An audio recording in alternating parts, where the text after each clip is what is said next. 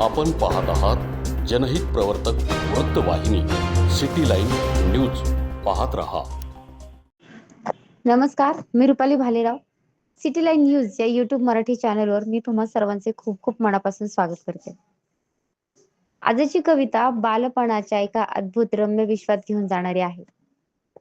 कवितेचे शीर्षक आहे बालपण हे असेच असते. काहीच येत नसताना सगळे काही मलाच येते. हे मिरवणारे आपले बालपण असते. बालपण हे असेच असते.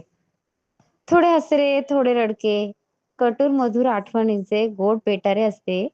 बालपण हे असेच असते. गणित विषयाचे कोडे वाटत नाही थोडे. गणित विषयाचे कोडे वाटत नाही थोडे. कितीही सोडवा तरी मारुतीच्या शेपटीसारखे लांबत जाते. त्याचे उत्तर शोधताना मात्र आमचीच दमछाक होते. बालपण हे असेच असते. मराठी व्याकरण आहे बरं खट्याळ फार. मराठी व्याकरण आहे बरं खट्याळ फार. जेवढे पाठांतर करू ना तेवढाच होतोय गुंता फार. बालपण हे असेच असते. भूगोल तर विषय नुसताच आहे गोल. भूगोल तर विषय नुसताच आहे गोल. नकाशा पाहताना आमचाच जातोय तोल. बालपण हे असेच असते. इतिहास जणू महापुरुषांची साक्ष. इतिहास जणू महापुरुषांची साक्ष. तो वाचल्यानंतर होतोय प्रश्न उत्तराचाच कटाक्ष. बालपण हे असेच असते. भूमितीची असते नुसतीच परिमिती. भूमितीची असते नुसतीच परिमिती. तिला दिसते रेषा आणि आकृती. सगळ्या विषयांची गंमत ही न्यारी. सगळ्या विषयांची गंमत ही न्यारी. तरीही शाळेच्या बाई सांगतात करा विषयांची दोस्ती भारी.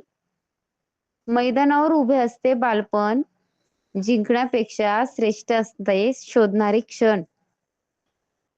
शाळा शिकून व्हा मोठे सगळे. सर्वत्र आमचेच विद्यार्थी चमकतील.